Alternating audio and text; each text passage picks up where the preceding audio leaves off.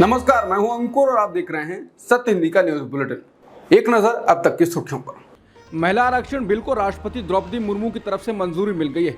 केंद्र सरकार की ओर से इसकी अधिसूचना जारी होने के बाद ही ये कानून लागू हो जाएगा। इससे पहले ये बिल संसद के दोनों सदनों से भारी बहुमत से पास हुआ था। ये बिल पिछले 27 साल से लटका हुआ था। लोकसभा में इस बिल के समर्थन में 454 वोट पड़े थे और बिल के विरोध में 2 ही वोट पड़े। वहीं राज्यसभा में 215 सांसदों ने इसके समर्थन में वोट डाले, विरोध में एक भी वोट नहीं पड़ा था।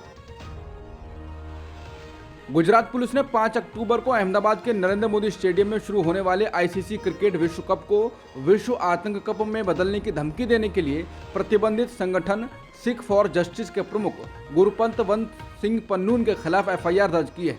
एक अधिकारी ने शुक्रवार को कहा। एफआईआर में अहमदाबाद पुलिस की साइबर अपराध शाखा ने कहा कि देश भर के लोगों को एक विदेशी नंबर से भेजे गए पूर्व रिकॉर्ड किए गए वॉइस संदेश के माध्यम से पन्नून की धमकी मिली थी। एफआईआर में कहा गया है कि पन्नून डर फैलाने, सिखों और देश के अन्य समुदायों के बीच दुश्मनी पैदा करने और देश में आतंकी गतिविधियों में शामिल होने की आशंका कर रहा है। इसमें कहा गया है कि पहले भी वो इस तरह की नापाक गतिविधियों में शामिल रहा है। 22वें विधि आयोग ने पॉक्सो अधिनियम के तहत सहमति की उम्र 18 से 16 वर्ष करने के मामले में कानून मंत्रालय को अपनी सिफारिश सौंप दी है। आयोग ने सरकार को पॉक्सो अधिनियम के तहत सहमति की मौजूदा न्यूनतम उम्र के साथ छेड़छाड़ नहीं करने की सलाह दी है। प्राप्त जानकारी के मुताबिक विधि आयोग ने सहमति की मौजूदा उम्र कम न करने की सिफारिश की। आयोग ने कहा है कि 16 से 18 आयु वर्ग के बच्चों की मौन स्वीकृति से जुड़े मामलों में सजा को जजों के न्यायिक विवेक पर छोड़ दिया जाना चाहिए। पॉक्सो के तहत सहमति से संबंध की उम्र को लेकर चल रही बहस के बीच विधि आयोग की ये सिफारिश बेहद अहम मानी जा रही है। उत्तर प्रदेश के संभल जिले में गुरुवार को एक स्कूल शिक्षिका को सांप्रदायिक नफरत भड़काने के आरोप में गिरफ्तार किया गया, क्योंकि उसने कथित तौर पर एक सवाल का जवाब नहीं देने पर एक मुस्लिम छात्र के द्वारा हिंदू सहपाठी को थप्पड़ मारने का आदेश दिया था। घटना जिले के असमोली थाना क्षेत्र के दुगावर गांव में मंगलवार को एक निजी स्कूल में हुई। लड़के के पिता ने आरोप लगाया कि उनका बेटा स्कूल में कक्षा 5 का छात्र है, जहां उसके कक्षा शिक्षक ने उसे एक मुस्लिम छात्र से थप्पड़ मरवाया, क्योंकि वो उसके द्वारा पूछे गए सवाल का जवाब नहीं दे सका। अपनी शिकायत में पिता ने कहा कि इससे उनके बेटे की धार्मिक भावनाएं आहत हुई हैं। हालांकि ये पहली घटना नहीं है। इससे पहले पिछले महीने मुजफ्फरनगर के खुब्बापुर गांव में इसी तरह की एक घटना घटी। एक निजी स्कूल के शिक्षक ने होमवर्क न करने पर एक मुस्लिम बच्चे को उसके हिंदू सहपाठियों से थप्पड़ मरवा दिया था, लेकिन अभी तक गिरफ्तारी नहीं हुई है। जिसके बाद लोगों का कहना है कि एक छात्र को दूसरे छात्र से थप्पड़ लगाने पर टीचर साइस्ता को गिरफ्तार किया गया है, लेकिन टीचर तृप्ता त्यागी को 1 महीने बाद भी गिरफ्तारी क्यों नहीं की गई है। पाकिस्तान के private TV channel express news के प्राइम टाइम टॉक शो के दौरान मारपीट की घटना का वीडियो सोशल मीडिया पर वायरल हो रहा है और इसकी चर्चा हो रही है। इमरान खान की पार्टी पीटीआई के नेता मारवत और नवाज शरीफ की पार्टी के सीनियर डॉक्टर अफनान उल्लाह अपनी बात रख रहे थे। दोनों अगल बगल ही बैठे थे। डिबेट लाइव चल रही थी। इसी दौरान दोनों नेताओं के बीच तीखी बहस शुरू हो गई। पहले बहस तू मैं से शुरू होकर गाली गलौज तक पहुंची और फिर कुछ ही देर में इमरान की पार्टी के नेता मारवत उठे और नवाज की पार्टी के सीनेटर अफनान उल्लाह पर हमला कर दिया। मारवत ने अफनान पर जबरदस्त पिटाई कर दी। मारवत ने अफनान पर घूंसे और थप्पड़ मार दिए। हालांकि इस कार्यक्रम का सीधा प्रसारण नहीं किया गया था और बुधवार को इसकी रिकॉर्डिंग की गई थी। बता दें, ऐसी मारपीट की घटनाएं भारत में भी होती हैं। आप याद करेंगे तब आपको याद आ जाएगा। और गाली गलौज की बात तो भारत में भी आम है। चुनाव में घपले को लेकर आरोप प्रत्यारोप चलते रहते हैं। इस बीच अब समाजवादी पार्टी के राष्ट्रीय अध्यक्ष एवं पूर्व मुख्यमंत्री अखिलेश यादव ने कहा है कि भाजपा द्वारा सत्ता का दुरुपयोग करना जारी है। भाजपा सरकार मतदाता सूची में हेरफेर करने लगी है। उन्होंने कहा कि कन्नौज में सपा की आपत्ति और शिकायत से छुपा हुआ ये सच सामने आया है कि एक बूथ में जितने नाम सही हैं उनसे 5 गुना नाम फर्जी हैं। अगर ईमानदारी से जांच हो जाए तो केवल कन्नौज के एक बूथ में ही नहीं, उत्तर प्रदेश के हर एक बूथ में ये भाजपाई घोटाला सामने आ जाएगा। उन्होंने कहा कि चुनाव आयोग संज्ञान ले और दंडात्मक कार्रवाई करने के बाद मतदाता सूची को सत्यापित कर सुधार करे। भारत के विदेश मंत्री एस जयशंकर ने कहा कि पिछले 70 सालों में भारत और रूस के रिश्ते बहुत खास रहे हैं। शुक्रवार को वॉशिंगटन के हडसन इंस्टीट्यूट में एक बातचीत के दौरान एस जयशंकर ने कहा कि अगर पिछले 70 सालों में अंतर्राष्ट्रीय संबंधों पर गौर करें, मसलन अमेरिका रूस, अमेरिका चीन संबंध, आप देखेंगे कि उनमें काफी उतार चढ़ाव आया है, लेकिन भारत रूस का संबंध अपवाद है। उन्होंने कहा कि भारत रूस के बीच संबंध एक समान रहा है। हो सकता है कि ये बहुत खास ना रहा हो और एक स्तर पर स्थिर हो गया हो, लेकिन इसमें पश्चिम का रूस या चीन के साथ संबंधों या यूरोप का रूस के साथ संबंध जैसे उतार चढ़ाव नहीं आए, और अपने आप में ये एक उदाहरण है। विदेश मंत्री ने कहा कि मुझे लगता है कि यूक्रेन में जो कुछ हो रहा है वो उसी उतार चढ़ाव का परिणाम है। उपराष्ट्रपति जगदीप धनखड़ ने बिना नाम लिए राजस्थान के मुख्यमंत्री अशोक गहलोत पर निशाना साधा।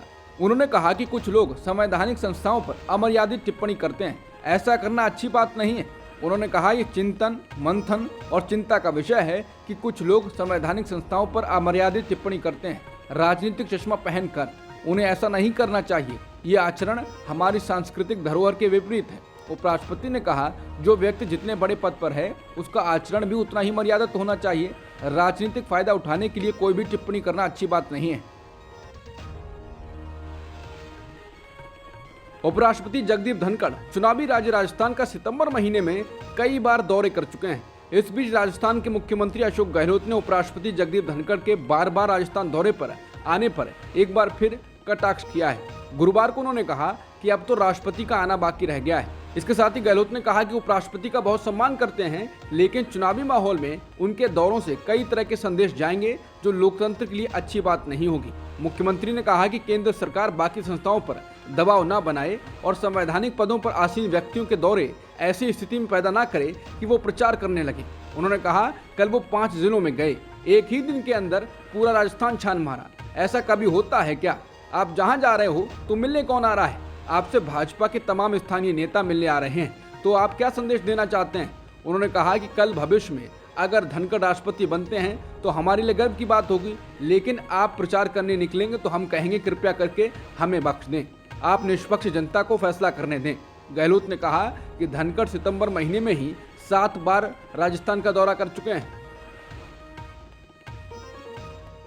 चुनावी राज्य राजस्थान में उपराष्ट्रपति जगदीप धनखड़ के दौरे पर इसलिए सवाल उठ रहे हैं क्योंकि बुधवार को उपराष्ट्रपति ने नए महिला आरक्षण विधेयक को गेम चेंजर बताया। इसके साथ ही धनखड़ ने भ्रष्टाचार को विकास और लोकतंत्र का हत्यारा भी बताया और घोषणा की कि पिछले 10 सालों में सत्ता के गलियारे सत्ता के दलालों से पूरी तरह निष्प्रभावी हो गए हैं। उन्होंने नागरिकों से किसी भी भारत विरोधी बयानबाजी का सक्रिय रूप से मुकाबला करने का आह्वान किया जो इसकी संस्थाओं को कलंकित, बदनाम और कमजोर करता है। इसके अलावा कोटा में छात्रों को संबोधित करते हुए धनखड़ ने चंद्रयान 3 मिशन की सफलता का श्रेय भी प्रधानमंत्री मोदी को दिया और कहा कि चंद्रयान 2 की विफलता के बाद मोदी चट्टान की तरह वैज्ञानिकों के पीछे खड़े रहे। उन्होंने कहा कि अब भारत के भाग्यशाली बच्चे हैं क्योंकि इकोसिस्टम आपकी प्रतिभा, ऊर्जा और क्षमता का पूरी तरह से दोहन करने में आपका समर्थन कर रहा है।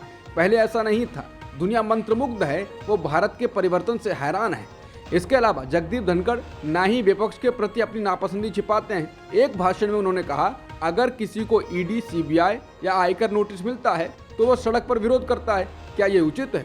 अदालत जाओ, राहत मांगो, हम इसे कैसे बर्दाश्त कर सकते हैं?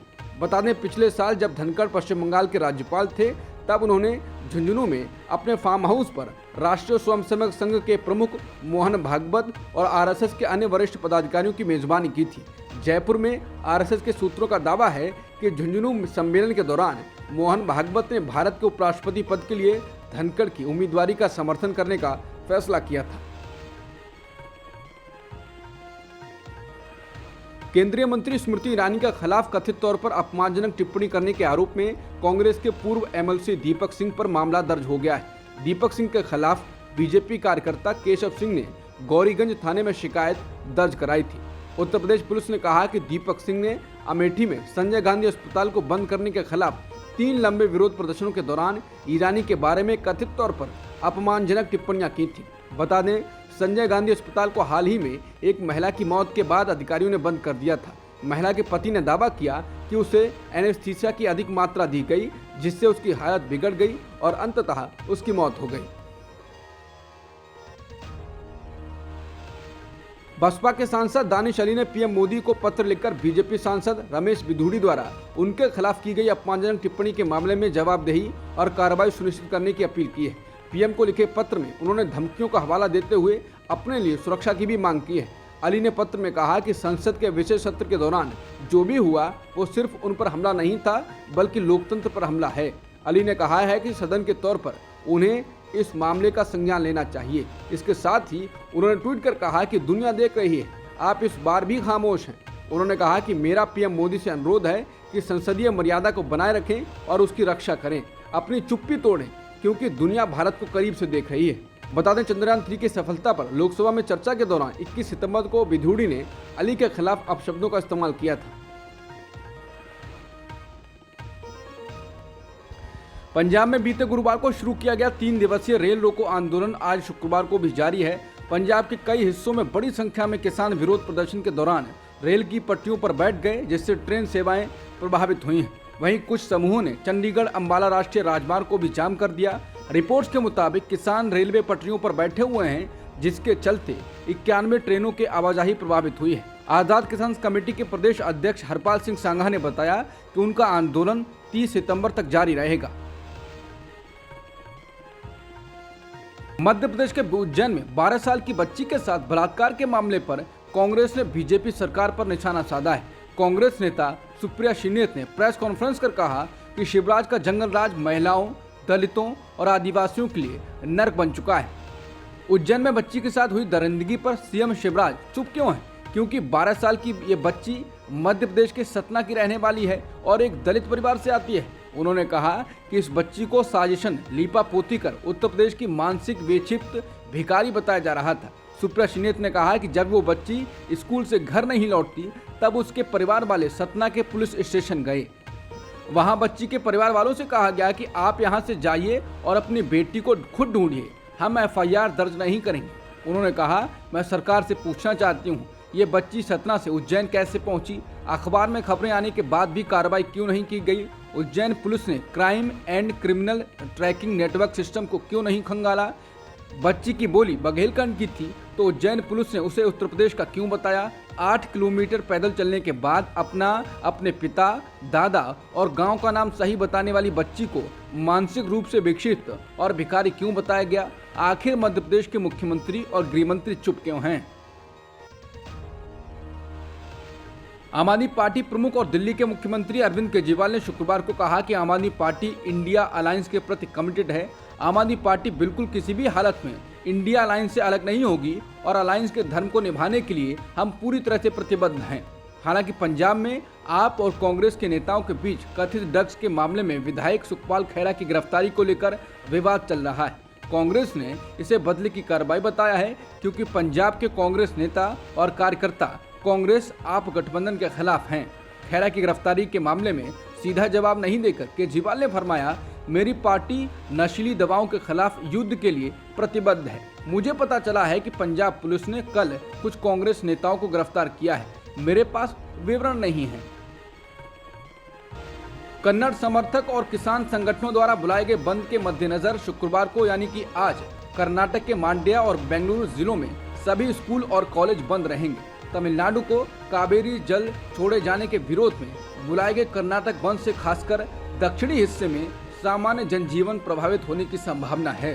कर्नाटक के कई जिलों में सूखे जैसी स्थिति के बीच तमिलनाडु को कावेरी जल छोड़े जाने के खिलाफ राज्य भर में विरोध प्रदर्शन हो रहे हैं। कर्नाटक पुलिस ने प्रदर्शनकारियों से निपटने और किसी भी कानून व्यवस्था की समस्या से बचने के लिए राज्य भर में अतिरिक्त बल तैनात किया है। कन्नड़ समर्थक समूह और किसान संगठन इस बंद के पीछे हैं। हालांकि भाजपा ने भी इन्हें समर्थन दिया है और भाजपा का कैडर इसमें बढ़ चढ़कर हिस्सा ले रहा है। डीएमके नेता टीकेएस एलंगोवन ने 29 सितंबर को कहा कि कर्नाटक सरकार को पानी रोकने के लिए उकसाने में कर्नाटक के भाजपा नेताओं की संलिप्तता है। उन्होंने कहा कि वहां की सरकार का पानी रोकने का फैसला स्थानीय राजनीति से प्रेरित है। उन्होंने कहा कि भाजपा कर्नाटक में हो रहे प्रदर्शनों के पीछे है, वो प्रदर्शनकारियों को भड़का भी रही है। डीएमके नेता ने जोर देकर कहा, कावेरी कर्नाटक की संपत्ति नहीं है जिस पर भाजपा नेता दावा कर रहे हैं। कोई भी नदी किसी एक राज्य की नहीं होती। कावेरी का पानी जहां भी बहता है हर राज्य और विशेष रूप से निचले तटीय राज्यों से वितरित किया जाना चाहिए। कर्नाटक में हड़ताल पूरी तरह से राजनीतिक है। इस्कॉन ने बीजेपी सांसद मेनका गांधी को 100 करोड़ रुपए का मानहानि का नोटिस भेज दिया है। मेनका ने कहा था कि इस्कॉन नामक धार्मिक संगठन गायों को वध के लिए कसाईयों को बेचता है। इस्कॉन ने उनके आरोपों को पूरी तरह से निराधार बताया है और कहा है कि उसके भक्तों को टिप्पणियों से गहरा दुख हुआ है। इस्कॉन कोलकाता के उपाध्यक्ष राधारमण दास ने जानकारी दी। उन्होंने कहा कि हम इस्कॉन के खिलाफ किए जा रहे भ्रामक प्रचार का जवाब देने में कोई कसर नहीं छोड़ेंगे। विश्व चैंपियन निखत जरीन ने एशियन गेम्स 2023 में शुक्रवार को महिलाओं के 50 किलोग्राम मुक्केबाजी टूर्नामेंट के सेमीफाइनल में जगह बना ली है। इस जीत के साथ ही निखत ने भारत के लिए न केवल एक मेडल पक्का कर लिया है, बल्कि पेरिस ओलंपिक में अपनी जगह भी सुनिश्चित कर ली है। जॉर्डन की हनान नासर के खिलाफ मुकाबले में निखत ने शुरू से अपना पल्ला भारी रखा और महज 90 सेकंड में उन्होंने अपने प्रतिद्वंदी को धूल चटा दी।